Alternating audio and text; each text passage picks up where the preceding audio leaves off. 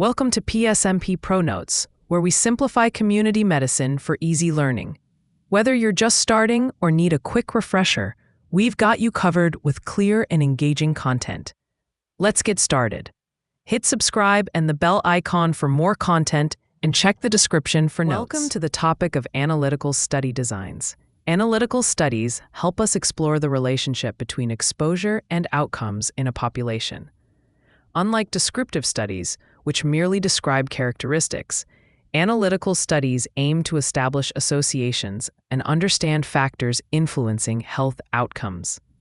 One of the most common analytical study designs is the cross-sectional study.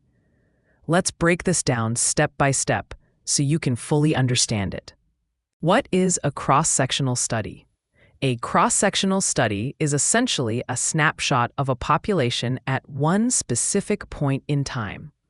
Think of it like taking a photograph of a group of people, where you collect data on both exposures, e.g., smoking habits, diet, and outcomes, e.g., lung disease, obesity, at the same time. It's called cross-sectional because you gather data across different people at a single moment, without any follow-up over time. Objective. The primary objective of a cross-sectional study is to assess the prevalence of a disease or health outcome in a population. For example, if you wanted to understand how many people in a city have hypertension, a cross-sectional study would allow you to collect data on that disease at one point in time. How does data collection work? In a cross-sectional study, data collection is done in a single point of time. This means surveys, interviews, or questionnaires are used to gather data on people's exposures and outcomes at that particular time. There is no follow-up or longitudinal tracking of subjects. It's not about looking at how things change over time, but about assessing the current status. For instance, if you were studying smoking habits and lung cancer prevalence in a population, you would collect data on smoking, exposure, and whether individuals have lung cancer outcome at the same time. Advantages of cross-sectional studies: quick and cost-effective.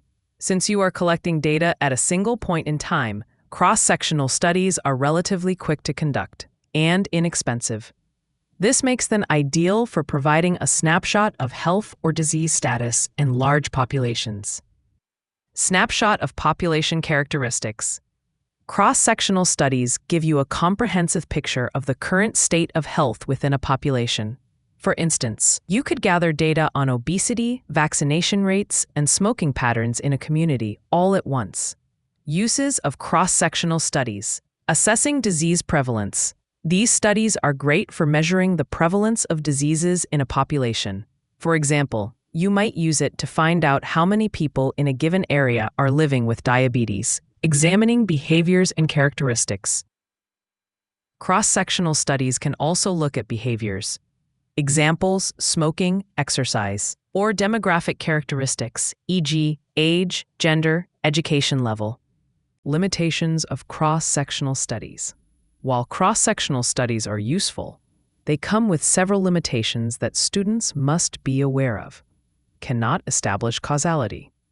A major limitation of a cross-sectional study is that it cannot determine cause and effect relationships. Just because two factors, like smoking and lung cancer, appear together in your study, it doesn't mean that one caused the other. This type of study only tells you that two things exist at the same time, but not why they are connected. Recall bias. Since cross-sectional studies often rely on participants' memories or self-reported data, like past behavior or medical history, they are prone to recall bias.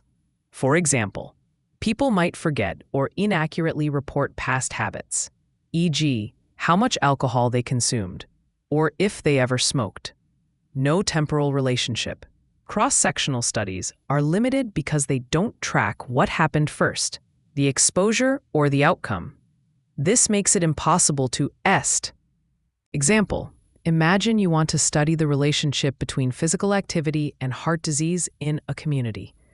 You would gather data on how much people exercise, exposure, and whether they have heart disease, outcome, at the same point in time.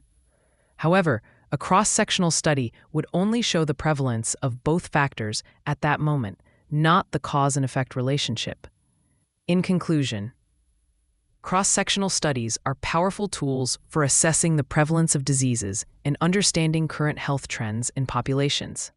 They are quick, cost-effective, and can provide valuable insights, especially when conducting large-scale health surveys. However, they should be interpreted cautiously since they cannot establish cause and effect relationships.